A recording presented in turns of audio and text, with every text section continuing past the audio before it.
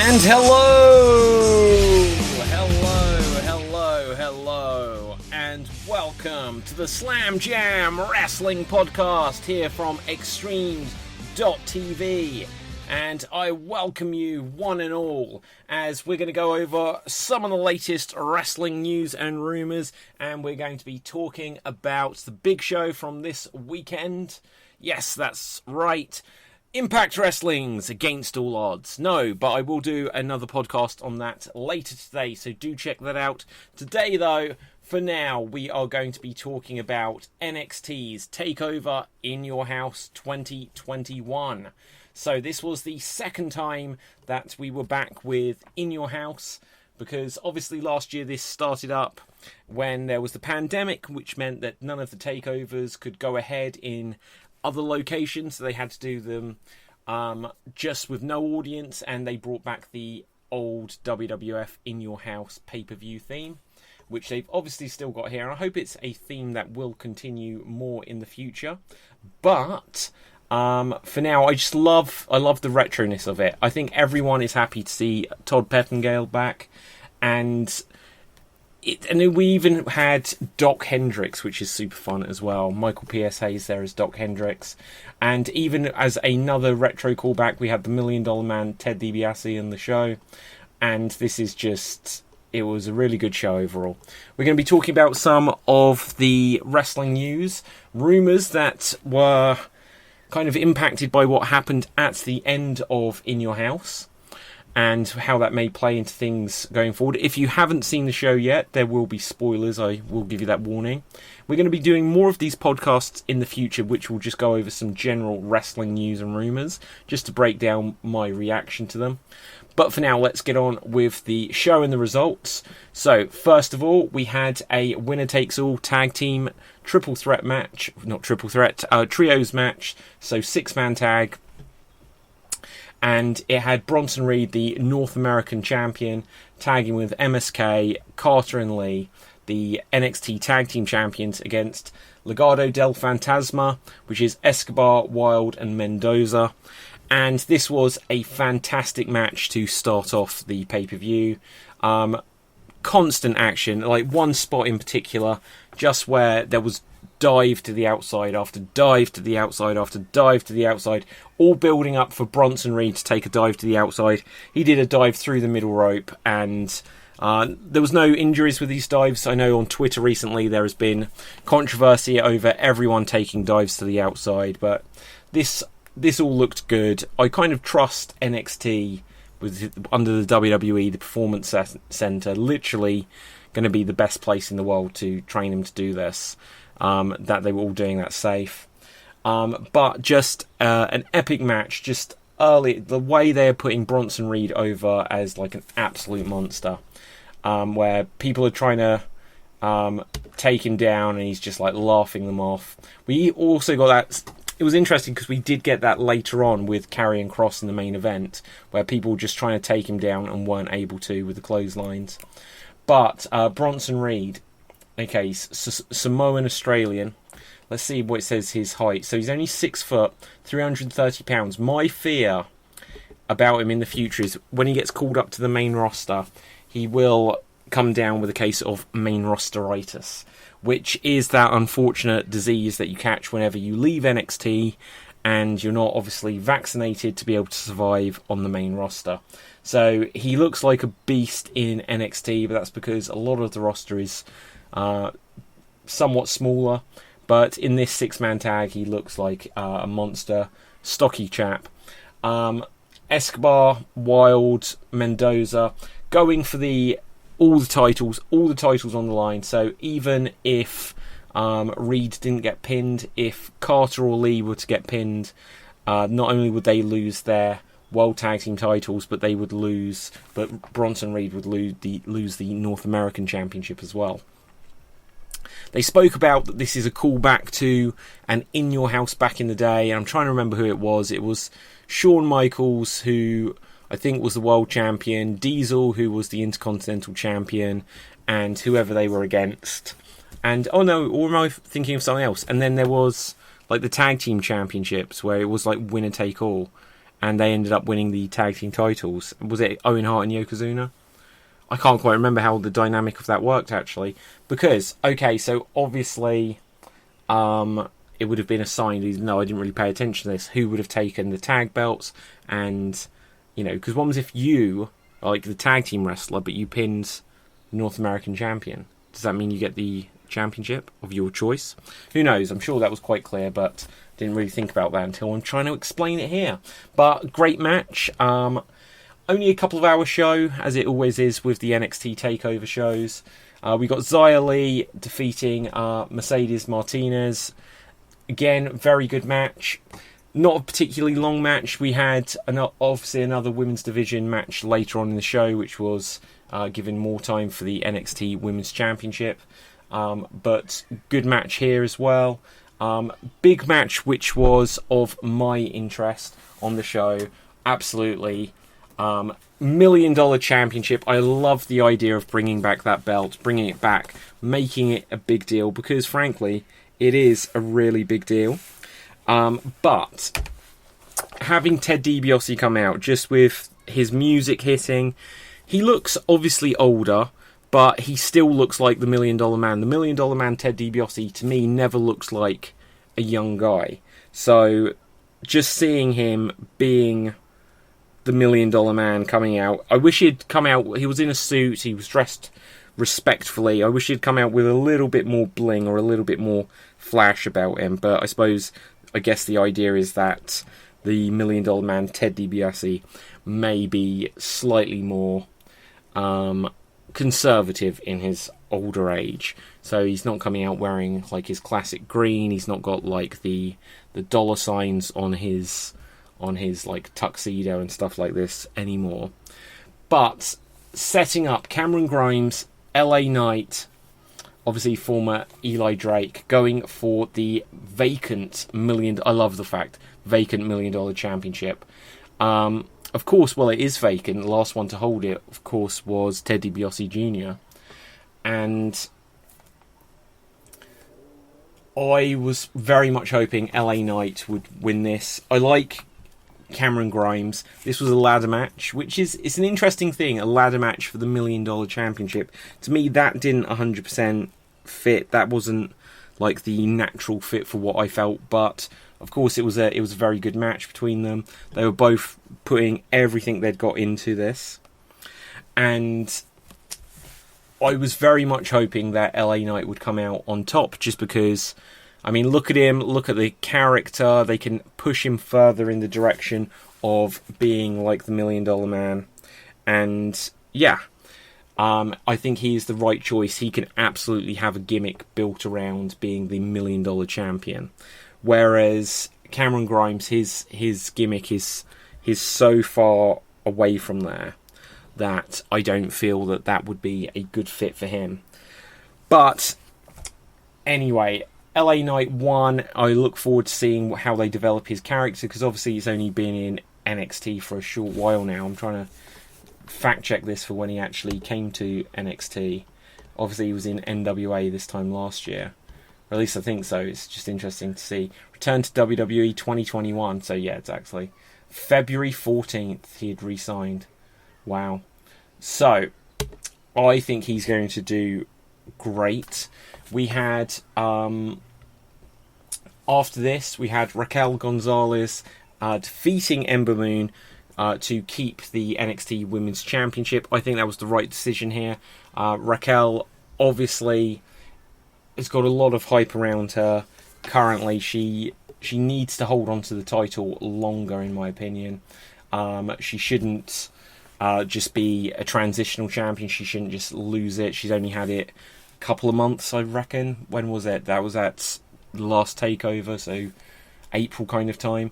I think she needs to hold on to it. Ember Moon, she absolutely could be heading to the main roster at some point again, just because going back to NXT, yeah, like it would be good just to, it's like I never quite like, and we will get to this later when we talk about some of the news of some of the rumours at the moment. But when someone returns to NXT after being on the main roster, it feels a little bit like they have failed. And Ember Moon on the main roster, I think, could have done an awful lot more. She's once again a classic example of someone with main rosteritis who wasn't given everything that she should have been given to push her to the next level. And coming back to NXT, obviously now being in the title picture here, this gives her a boost. She's obviously very comfortable in NXT. I would like to see her go back to the main roster sooner rather than later. But Raquel, she's still in the early stage of everything, so I think she can do a lot more. I mean, she's been there for a while, for a few years, but it was a good match, and yeah, that's obviously we had all of the chicanery at the end, but then that will bring us towards the main event. So we had Karrion-Kross, who's only recently become champion, defeating Kyle O'Reilly, Adam Cole, Johnny Gargano, and Pete Dunne. This was what you would expect from a main event in NXT, and fatal 5-way as well, not even fatal 4-way. So it was crazy. We had all of the usual stuff where there'll be 2 people at a time, and everyone else is kind of doing nothing just whilst people can get their spots in. I was hoping, Karrion-Kross, he seems an absolute psychopath. He seems like an absolute badass. And I like him, but there's something about him where I don't like him. And maybe it's just that he's working as a heel character. But he's very good in the ring. I'm not 100% sold on his persona. Just being this very intense character. The way he dominated over Finn Balor a couple of months back to become champion, it was with authority, but I felt like I don't 100% buy this, and just the confidence, the arrogance, the badassery of it all. I think he's still got some stuff that he can do to develop his character. It'd be interesting to see what he would be like on the main roster. The match though was absolutely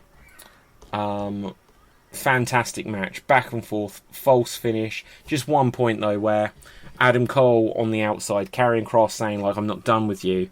Adam Cole, he's a smaller guy, and Karrion-Kross was I'm not done with you, and Adam Cole's I'm not done with you either, as he was literally backing up on the spot.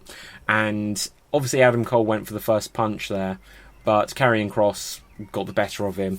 Kind of is making some of Adam Cole was NXT champion for a very long time, and he looks small, and just making him look intimidated by Karrion-Kross. I never like before when we had Seth Rollins looked intimidated by The Fiend. I don't think you should have the babyface just look so intimidated.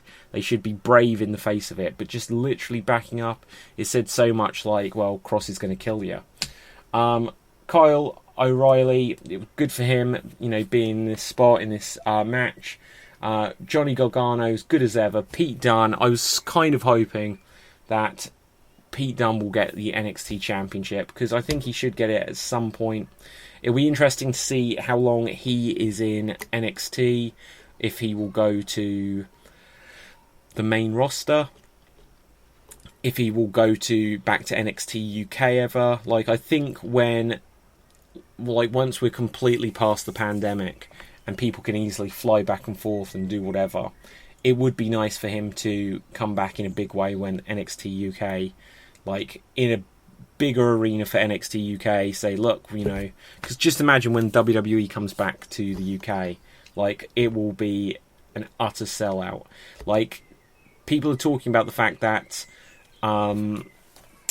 that in the States that WWE aren't quite selling the tickets at the moment, but I just think in the UK we've always shown such support for WWE, even like TNA when they were here. When we get AEW here, like I think all of them, like wrestling sells really well here. But the end of the event, obviously Karrion-Kross retained, and then we get William Regal just because there was fights and brawls going on throughout, and we got William Regal saying, "Oh, I've been here for 7 years. Maybe it's time for a change." And I think that was kind of bogus. I didn't think enough chaos had happened where it looked like he'd lost control to the point, just because a couple of people brawling in the back and there was bedlam or whatever. I didn't think that was enough for William Regal to be hanging up the general manager position in NXT. But who knows, maybe he's got something in his real life that he needs to make a change. And that brings us to the rumour that Samoa Joe is being snapped back up, that Triple H was like, you can't get rid of Samoa Joe, we don't want Samoa Joe elsewhere, so let's get Samoa Joe back here, we'll have him in NXT. Obviously, for a while there, including at WrestleMania, Samoa Joe was a commentator. Famously, stood there commentating for WrestleMania in the rain, wearing like this ridiculous poncho, this like plastic poncho just to cover whatever he was wearing. And that's like our last memory of Samoa Joe, the Samoan submission machine. Now maybe he's at the stage of his career where he's like, yeah, I don't want to be doing all the crazy bumps. Maybe his bump meter has reached its full point and he just wants to dial it back. Maybe being a general manager position in NXT would be good for him. Maybe that's the preferable option rather than just be, hey, come back and be on the roster of NXT. He might be like, because if he was to go back to Impact, yeah, he could be world champion there again.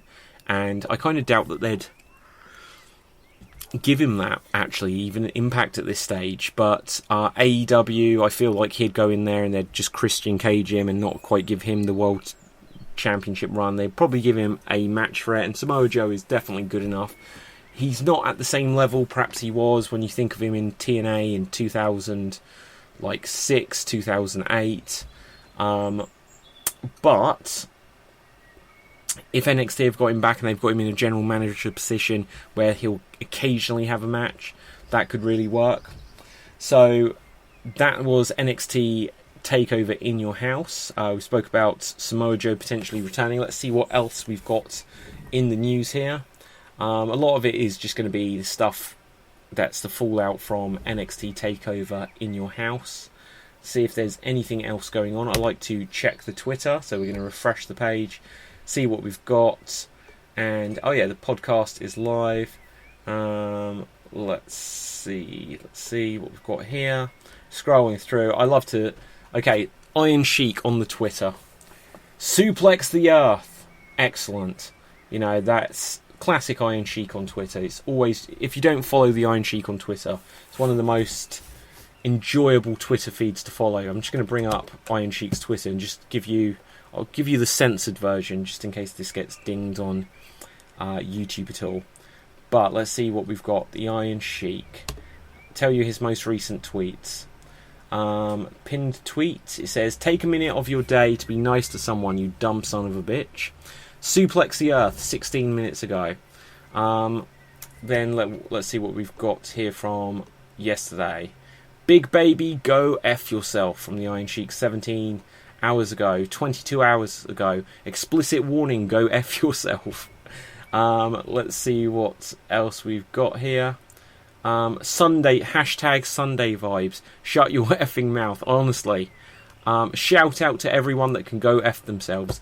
I beat the F out of them all. Hashtag YouTubers versus TikTokers. Excellent. So, I don't know if the Iron Sheik actually updates his Twitter, but I always feel like we should do on the Slam Jam Wrestling show, which is our comedy panel show each week, we should just do the Iron Sheik Watch, where we just see what he has tweeted most recently. See what else we've got coming up on the news feed. And Retromania Wrestling, which we reviewed, the console game. You can get it as an arcade machine as well. Independent wrestling game here. They've got a new arena, which I will be downloading later, as long as it's available now. Blue World Order Arena. Interestingly enough, I've also got the Mind of the Meanie Chella toys action figures, and I will be doing a review of them at some point this week. So it's all about the Blue Meanie this week. Wow, apparently today marks 800 days of Walter being the NXT UK champion. That's an insane run. That is, my goodness, that is like got to be by far and away the longest run in wrestling currently. And let's see what else we've got. Anything else? See what we've got on one of the news sites. Vince McMahon wants to protect Roman Reigns at all costs, reporting on eWrestling News. Well, that's obvious. Obviously, last week we had Roman Reigns absolutely obliterating Dominic Mysterio, and that has to win the award for one of the best camera angles that WWE have ever captured anything in. Just when he got vaulted by Reigns over the top rope, just the fact that he flew out of shot, you just saw his back and his legs. I don't know if they had something to give him a protected landing, but it looked absolutely brutal.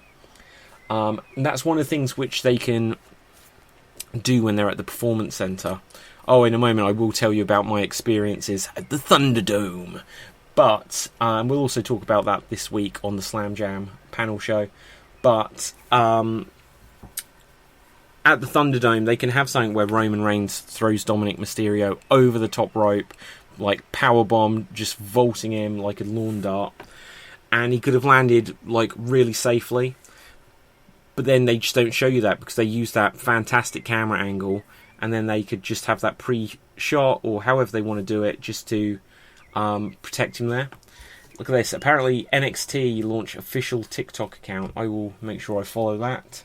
Yeah, Antonio Inoki. I saw this tweet from him the other day where it was like a video update. And oh my goodness, I can't remember what like the translation on it was, but his health looked he looked in quite poor health. Let's see if I can get the translation up. Oh, I can't get it now, but he's in a hospital bed. He's looking very, very frail, like a shadow of his former self. So wishing all the best to Antonio Inoki. Anything else? Like it's a kind of slow news day. We, like I mentioned earlier, we'll do another podcast where I go over everything from Impact Wrestling, from Against All Odds on Saturday. And let's see, any other news? Let's bring up another site just to check. All the stuff is just about Samoa Joe returning to the WWE, and will he be back in NXT? In one sense, I would have liked to have seen him in AEW, but in another sense, for Joe, for his legacy, if he's back in WWE, if he's back in NXT, at least there's the opportunity. There is the chance that he will get some possibility to get a world title run. And I know that is a very long shot, but just imagine a year ago, WrestleMania, Braun Strowman, who was obviously just released, ended up being world champion, defeating Goldberg just because Roman Reigns couldn't take that spot. So you never know, if they were to do something where someone was injured, vacant title, and they're like, well, we're going to have some challenges, they might just think, well, let's mix things up, put Samoa Joe in there, and the rest could be history. NXT also announced that the Great American Bash will be July 6th, which again, it's interesting with Triple H in charge, and everyone can look to, well, Triple H is much more the traditional wrestling guy than Vince McMahon. But the fact that we get Halloween Havoc and Starrcade, and now the Great American Bash, which interestingly was the only WCW pay-per-view name that was picked up for a main WWF pay-per-view name, WWE pay-per-view name, of course, over the last 20 years. But now it's becoming a NXT show. July 6th, obviously just after Independence Day.